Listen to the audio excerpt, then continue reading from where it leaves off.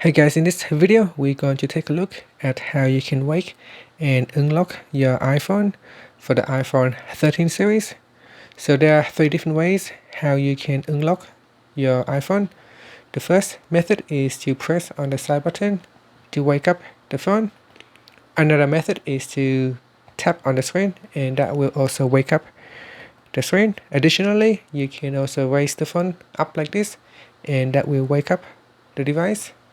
So because I have just switched off, we will just give it a second or two, and if we kind of like raise the phone or lift the phone up from the table, that will automatically wake up the screen. Once it is woken up, you can unlock it by simply using a passcode. You can unlock it with Face ID.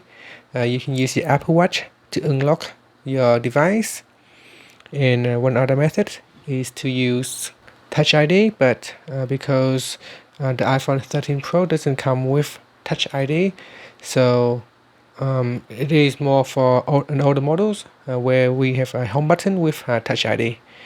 And that's it. So those are the different ways how you can unlock your device and how you can wake the screen up.